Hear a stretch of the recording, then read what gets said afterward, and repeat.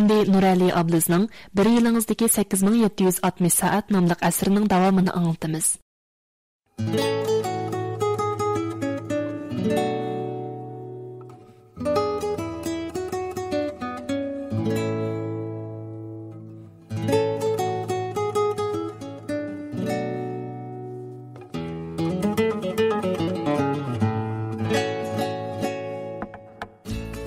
Kino ko'rish orqali til o'rganish unumini yuqori ko'tarish usullari.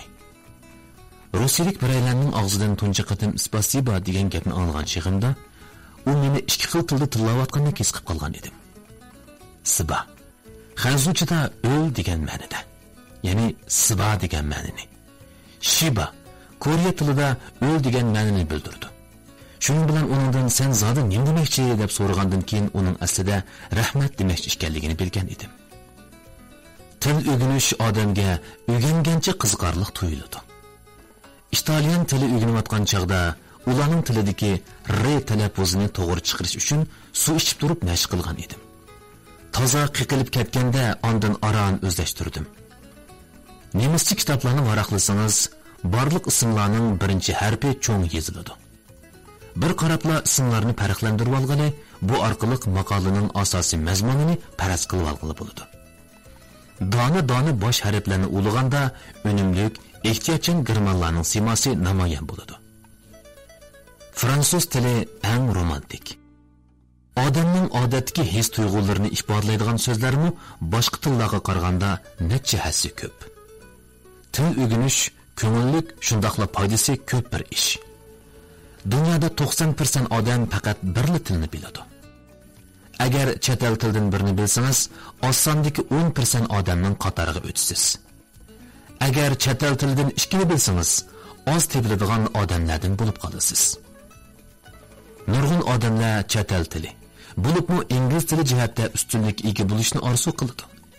Ba'zi odamlar maxsus tarbiyalanish usuli orqali ingliz tili saviyasini o'stirmoqchi bo'ladi. Ya'ni ba'zi odamlar texnik ko'ngillik bir xil usulni, ya'ni kino ko'rib til o'rganish usulini tanlaydi. Ammo shuncha ko'p kino ko'ribmi, ko'rinarlik unumi bo'lmagandan keyin bu usuldan gumonlanib qoladi. Undaqda bu usulning foydasi bo'lamdi? Mening javobim shuki, bo'ladi. Ammo ko'rinarlik emas. Har qanday bir tilni o'rganishda ko'p ko'rib, ko'p anglaganning hamon foydasi bo'ladi. Lekin vaqt shuncha qis, o'rganishga, qilishga tegishli ishlar shuncha ko'p. Har qanday shakldagi o'rganish yoki xizmat bo'lsin, selinma bilan haslatning munosabati vaqt nuqtasidan o'ylashmay bo'lmaydi. Shunda qilgandala cheklik umrda texnik ahmiyatli ishlarni tamomla qilib bo'ladi. Ingliz tili o'rganishda cho'qim to'xtamay o'rganish, yodlash orqali pishiqlab turish kerak. Kino ko'rishmi yaxshi usul, ammo vaqt silinmasini o'ylashganda ko'ngildagidek usul degili bo'lmaydi. Bu xuddi ko'kta salat yeb turib, o'ruqlamoqchi bo'lgandakli bir ish. Ko'kta salat albatta yaxshi tamoq, ammo ko'p yesa yana bo'lmaydi. Chunki salat qiyomining issiqlik miqdori yuqori. Ko'p yeganda o'ruqlatmayli qolmay, aksicha samirtib yetadi. Shuningga o'xshash kino ko'rib til o'rganishda usul to'g'ri bo'lmaganda o'rganish emas, ko'ngil echishga aylanib qoladi. Bundaq deganim bu usuldan cho'qim voz kechish kerak deganlik emas. Kino ko'rib til o'rganishning o'ziga tushliq ortiqchiqlari bor. Bu usul orqali texnik ko'p odamlarning til o'rganish qizg'inligini qo'zg'atgandan boshqa, shu tilda so'zlaydigan kishilarning madaniyati, tafakkur odati qatorliqlarni tushunishga foydasi bor. Undan boshqa bu usulga iqtisodiy selinma ketmaydi. Kino film ko'rib til o'rganish usulining selinma haslat munosabatini analiz qilib baqsaq bo'ladi. Bu hargizmi o'zgarkil bo'lmaydigan natija emas. Biz vaqt silinmasini azaytib, kino film ko'rishni til o'rganishdagi qo'shimcha usul qilib olsaqmi, yoki bo'lmasa texnik unumli usullarni tepib chiqib, film ko'rib til o'rganishning haslat qiymatini oshirsak-mi bo'ladi. Menimcha, bu ikki usul ichida keyingisi ko'proq odamlarni qiziqtirishi mumkin. Kino film ko'rib til o'rganishda haslat qiymatini, ya'ni unumni oshirish uchun oldi bilan o'zingizning til saviyasini bilishingiz kerak. Amaliyotda bu usulni qo'llanishga hamma odam mos kelavermaydi. Qanoatlanarlik unumga erishish uchun so'zlik miqdori cho'qim 2700 ga yetgan bo'lishi kerak. Bu Amerika til material ombirining tadqiqot natijasi. Ular günlük turmuşda işletildiğin sözlüklerinin tekrarlanışını istatistika qilib chiqqan bo'lib, kishilarning kundalik dialogida uchrash nisbati 90%ni oshirgan so'zliklarning jami 2700 atrofida ekanligini bayqagan. Bu Amerikaliklarning nima deyotganligini bilish uchun cho'qim 2700 so'zlik bilish kerakligini bildirdi. Bu tadqiqot natijasidan shuni ko'rilishga bo'ladiki, agar so'zlik miqdori yetishmasa, kino film ko'rish vaqt isrof qilganga barobar. To'liq o'tirini bitkizib, oliy maktab imtihoni berish uchun ingliz tili so'ziga 3500 ga yetishi talab qilinadi. Demak, agar siz to'liq o'tirini bitkizgan bo'lsangiz, saviyangiz asosan yetadi. Navada to'liqsiz o'qiyotgan bo'lsangiz, kino film ko'rib til o'rganishni o'ylashmasingizmi bo'ladi. İkinci qadam. Muvafiq keladigan film tanlash. Amerika filmlari bo'lsa, ingliz tili o'rganayotganlarga mos keladi degil bo'lmaydi. Men til saviyasini yuqori, o'rta, to'van deb 3 turga bo'lib, buningga asosan Amerika filmlarini mundaq 3 turga yig'inchoqlab chiqqan edim. İngliz tili saviyasi nisbatan tovanlarga do'stlar vakilligidagi komedik filmlarni ko'rish taklifini beraman. Komediya turidagi filmlarda dialog tez bo'lmaydi. Har bir jumla gapni qilib bo'lib, tomoshabinlarning kulib bo'lishini saqlaydi. Do'stlar, Amerika filmlari ichida ingliz tili o'rganuvchilarning ko'rishiga eng mos kelgan film deyishga bo'ladi. Suv uzishni o'rganmoqchi bo'lganlar eng avval poqishlab uzishni o'rganadi. Poqishlab uzishni bilmay turib, erkin uzishni o'rganman desa, tunjiqib qilishi mumkin. Shuningga o'xshash Do'stlar nomli filmni ko'rib tushunadigan seviyaga yetgandan keyin ondan boshqa filmlarni ko'rsa ancha qiynalib ketmaydi. Do'stlarni tushunmay turib, boshqa filmlarni ko'rish o'zini qiynashdan boshqa narsa emas. Men oliy maktabda o'qiyotgan chaqda bu filmni boshdan oxir 4 qatimdan ortiq ko'rib chiqqan. Har bir qismdagi voqealiklarning hammasi tugudek esimda. Bundaq desam, sal mubolag'a qilib aytgandek anglanishi mumkin. Ammo qilchi mubolag'a qilmadim. Shunga Amerika filmlarini ko'rish orqali ingliz tili saviyasini yaxshilamoqchi bo'lgan do'stlarga Do'stlar nomli filmdan boshlash taklifini beraman. Ba'zilar bu kino bakona, vaqti o'tdi deb o'ylashi mumkin.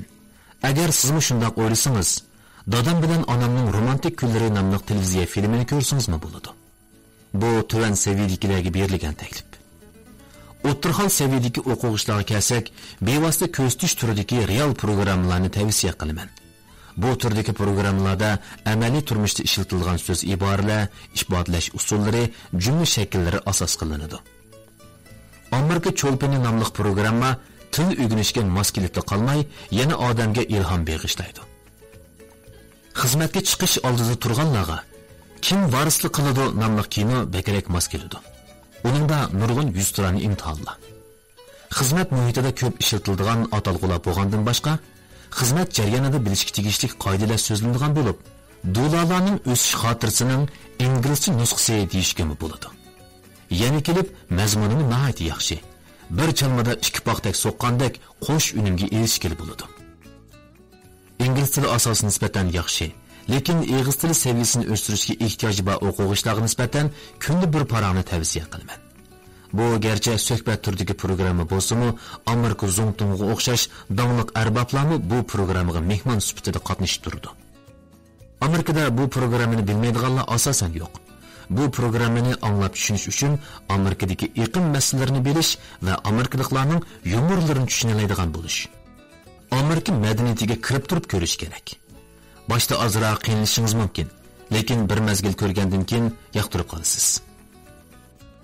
Yana ba'zilar ilmiy muhokama turidagi programmalarga, hujjatlik filmlarga amroq. Bu turdagi materiallar ingliz tili saviyangizni o'stirish bilan birga madaniyat sapoyingizni o'stiradi. Amerikaning ba'zi filmlarini garchi ko'radiganlar ko'p bo'lsa-mu, til o'rganishga ancha mos kelmaydi. Amerikaning ko'p qismli televiziya teatri cho'ng portlash nazariyasi Jungoda xilli qarshi olingan, ammo bu film ingliz tili o'rganishga mos kelmaydi. Birinchidan, so'zliklari baqiyin. Turmush ingliz tilini mashq qilishga foydasi tegmaydi. Ba'zilar ingliz tili o'rganishga albatta mos kelmaydiganligini bilaman, lekin o'sha qiyin so'zliklar dal GRE ning so'zliklari emasmi deydi. Meningcha yana mos kelmaydi. GRE'ga tayyorlik qilmoqchi bo'lsangiz, maxsus shu imtihonning so'zlik kitobidan birini elib yodlaganingiz yaxshi. Kino ko'rib til o'rganishning silmi hoslat qiymati bakli tuvan. Ko'ngil ichishni ko'zlasak bo'ladi.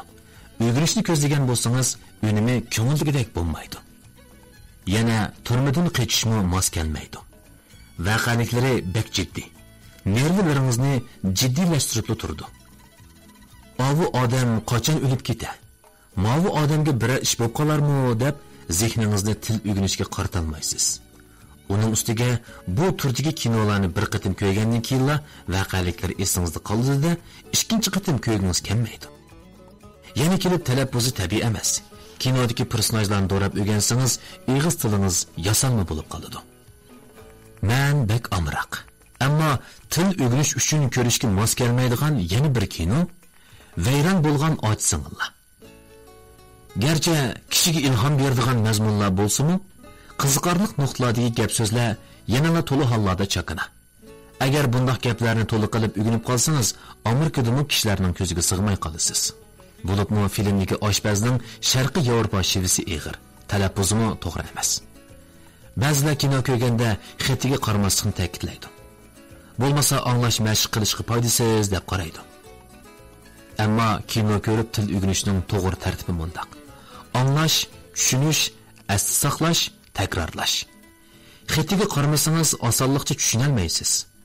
Bizning inglizcha kinolarni ko'rishimiz til o'rganish qizg'inligini kuchaytirish uchun tursa, agar kinoni ko'rib tushunolmasak, qizg'inlikni kuchaytirib bo'ladimi? Menimcha, xetiga qaramaslik irodasi intan kuchli bo'lgan 15% o'rganuvchilarga mos keladi. 85% o'rganuvchilar uchun ilib aytganda faqat usulga diqqat qilsangizlar, xetiga qarasangizmi bo'ladi.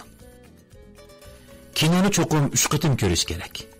Birinchi qatim kino ko'rish uchun ko'rsak, kinodagi vaqaliklarni tushunib chiqsaqla bo'ldi.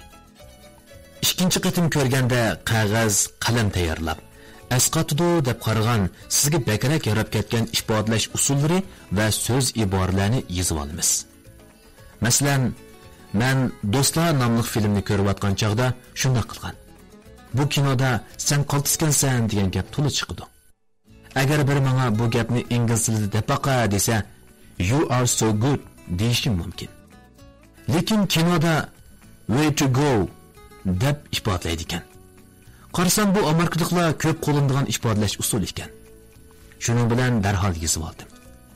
Yana misol olsak, mayli degan bir gap bor. Odatda let's go deb ifodlaymiz. Lekin kinoda doim let's bounce deydi. Ma'nosi otmayli degan ma'noga o'xshab ketadi. Bundaq usulni qo'llanganda har bir qismda xotirlayishga tegishlik nurg'un so'z jumla uchrab turadi. Agar 20 minutlik film bo'lsa, oz deganda 10 necha jumla, 15 dan 20 gacha so'zlik uchraydi. 3-qitimda anglash bilan so'zlashni birlashtirib olamiz. Dialoglarni asosiyatdan esingizda tutib olgandan keyin ba'zi ko'rinishlarni do'rab baqsangiz bo'ladi albatta. Shunda qilganda kinodan o'rgangan so'z jumlalarni haqiqiy o'zlashtirgil bo'ladi. Hargiz kayni-kaynidan 3 qitim ko'rmang. Bo'lmasa siqilib o'lib qolasiz. Agar Do'stlarning birinchi bo'limini ko'rib bo'lsangiz, ikkinchi bo'limiga o'tsangiz bo'ladi. Ammo cho'qim bir hafta ichida birinchi bo'limni ikkinchi qitim ko'rishni boshlashingiz kerak. Cho'qim shunday qiling. Bo'lmasa o'rganishning unumi bo'lmaydi. Behuda ko'rgan bo'lasiz. Davomli olg'a intiladigan o'rganuvchilar navoda ingliz tilini texnik cho'nqurroq o'rganmoqchi bo'lsangiz, anglash, so'zlash, o'qish, yozish qatorliq 4 turni birlashtirib ilib maqsangiz bo'ladi. Anglash. Anglash ikki xil bo'ladi. Zang silib anglash, yuzaki anglash. Zang silib anglash deganda har bir so'zni anglash va tushunishni ko'z tutadi. Yuzaki anglash deganda asosiy mazmunni tushunishni ko'z tutadi. Zang silish nihoyatda yaxshi usul, lekin zo'r iroda talab qiladi. Odatda 10 minut orliqni zang silib anglash darajasiga yetkazish uchun 60 minut vaqt ketadi. Agar tezroq gap qilgan bo'lsa, 60 minutni yetmasligi mumkin. Mening taklifim 2 kunda bir qatim 1 soat zang silib anglang. Undan uzun bo'lib ketmasin. Agar vaqtingiz qis bo'lsa, zang silib anglashni qo'yib, yuzaki anglasangiz bo'ladi. Yuzaki anglashda 5 minut, 1 qatim, 3 jumla. Bu prinsipga amal qilish kerak. Bu deganlik 5 minut anglagandan keyin bir qatim to'xtab, 3 jumla so'z bilan xulosa chiqarish. İmkon qadar o'zingizning so'z bilan yakunlang. Agar qobiliyatingiz, jur'atingiz bo'lsa, eng yaxshi usul bevosita anglab tarjima qilish guruhiga qaytiling. So'zlash. Ig'iz tilini qanday mashq qilish kerak? Birinchi, kino ko'rish orqali o'zingizning til ombirini to'liqlaysiz. Qozonda bo'lganda cho'mishki chiqadi. Bo'lmasa nima chiqadi? Ikkinchi, do'rash. Xanzu tili bilan ingliz tilining eng cho'ng farqi intonatsiyaning asosiy birligida. Xanzuchada intonatsiyaning asosiy birligi xatni asos qiladi. Ingliz tilida jumlani asos qiladi. Xanni xanzuchada bir qancha xil ohangda o'qilib bo'ladi. Ahang, ya'ni ton o'xshamasa, ma'nosi o'xshamaydi. Inglizchada esish degan bir ma'nosi bor. Birinchi ton, ikkinchi ton deb ayrilmaydi. Shundaq bo'lg'achqa, chet elliklar xanzu til o'rgangan chaqda ular talaffuz bilan ohangni to'g'ri chiqara olmay qiynalib ketadi. Biz anglab bearam bo'lib ketamiz. Inglizchada ton bo'lmasimi jumlaning intonatsiyasi bor. Alohida savol jumlaning intonatsiyasi tuvallaydi. Odatdagi savol jumlaning intonatsiyasi ko'tariladi. Ko'pincha til o'rganayotgan jumgo'liqlar har bir so'zning ohangini emas, balki jumlaning intonatsiyasini yaxshi egilolmaydi. Kino ko'rib inglizcha o'rganganda jumlaning intonatsiyasini ko'proq to'g'rab berish kerak. Amerika kinosidagi o'zi yoqtiradigan bir personajni tanlab, uning intonatsiyasini to'g'rash, qanday vaqtda tushirib, qanday vaqtda chiqaradiganligini egilash kerak. O'qish. Esil jumlalarni takror o'qish. Eng yaxshisi yodlab olish kerak. Undan boshqa filmning kitobi bor bo'lsa, o'qib chiqsak, mayli TOEFL, mayli IELTS imtihonlarini beraylik, mayli chet elga chiqib o'qiylik, o'xshashda ko'p foydasi bo'ladi. Yozish. Filmga baho yozish. Kinoni ko'rib bo'lgandan keyin his qilganlaringizni ifodalab boqingiz keladi. Bundaq chaqda qo'rqib o'ltirmang. 100 dan 150 xat chamasida baho so'zi yozib chiqing. Bu taxminan 8-10 jumlalik bir abzas bo'lib chiqadi. 5-dagi 5 jumlada filmning mazmunini bayon qiling. Oxirdagi 5 jumlada agar siz bosh personaj bo'lib qolsangiz, qaysi ahvollarni qanday bir taraf qildiganligingizni yozing.